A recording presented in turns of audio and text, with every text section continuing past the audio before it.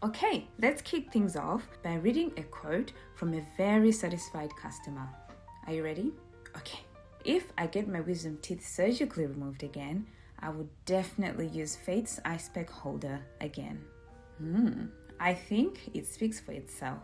So, a few months ago, I got my wisdom teeth out and it was a humbling experience. But apparently, my boyfriend looked at my swollen, miserable face and thought, wow, looks fun, sign me up. Bruh. And he got his wisdom teeth out only a few months after me.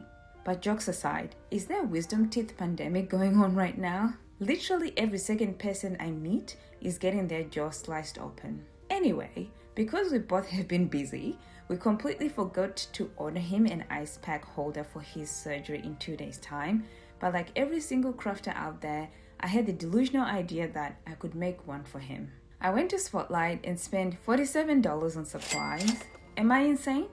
Yes, because I would rather spend $47 and hours of my life making a DIY ice pack than buy a perfectly good one on Amazon for $20. But you know what? With Australian shipping costs, it probably balances out anyways. Let me live in my delusion, okay? Before starting my journey, I did a bit of online research. I looked up different styles on Amazon and I also compared it to this basic one I received after my own surgery. They all follow the same basic design. All you need are secure pockets on the sides to hold the ice against your jaw and a strap that secures tightly at the top of your head so it doesn't fall off. I also came upon, I think, Reddit when someone suggested using neoprene as the main fabric because it's sturdy and thick. So I grabbed some black neoprene at Spotlight. Next, I needed a pattern. I started by sketching a face to map out the measurements. This sketch was heavily inspired by my boyfriend.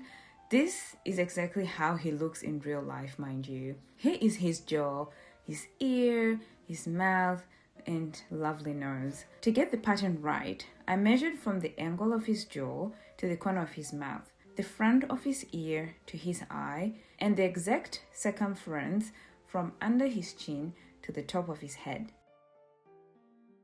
Now, because people's faces are usually symmetrical, I only needed to cut out a pattern for one side and cut the neoprene on a fold. Also, fun fact, a single sheet of A4 paper is definitely not big enough for this pattern. Does anyone actually keep A3 paper in their house? I had to tape 2 A4 sheets together.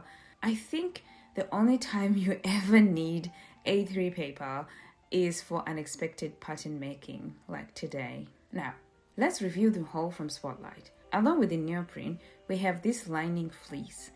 This is for the ice pockets.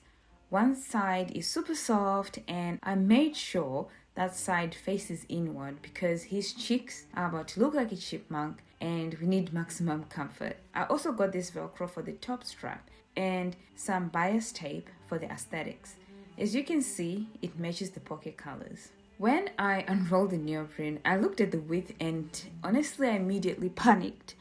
The cut was way shorter than I thought and I didn't think I'd have enough fabric for both sides. I had to awkwardly cut extra scraps and sew them onto the ends. And then we started sewing. Guys, my sewing machine straight up hated me.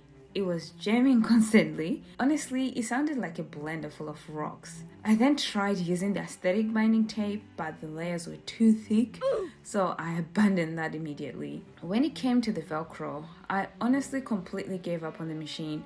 The layers were so thick, I was terrified the needle was going to snap off and blind me in the eyes. And that's pretty much it. Now, that's everything put together. Let's look at comparison between my initial mock-up design, which you just saw, and the final version, which I uploaded the tutorial for last week. You can see the original here and the new one right next to it. The main difference is this side extension. In the mock-up, I added an extra extension piece, but when I tested it, it made the whole strap way too big and bulky. For the final design, I removed that extension entirely. And if you look on the inside, the pocket construction is also so much neater and I managed to get a clean finish around the edges. Honestly guys, it looks really good. I am really proud of how this turned out. I'm going to get a full honest feedback from my boyfriend post-surgery once the anesthesia wears off. And if you want to go on your own delusional crafting journey and make one of these yourself, feel free to head over to my channel and check out the full step-by-step tutorial I posted last week. Let me know in the comments if you ever gone over budget just to DIY something. Okay, here's the review. I don't know what to say. I'm just going to read it to you raw and fresh, and you let me know what you think of the review. Okay, let's start. I don't remember much. Eventually, the ice packs melted and I got cold drips on me. It held firm, but it was a bit heavy on a drugged, bobbing head. The balance was essential, but once achieved, I barely noticed it there. Was that the drugs or the comfortability? If I get my wisdom teeth surgically removed again, I would definitely use Faith's ice pack holder again. Well, that's the full review. I think it's a success. So I'm just going to leave it here. Thank you for being here. I appreciate you spending time with me, and hopefully I'll see you again next time. Bye for now.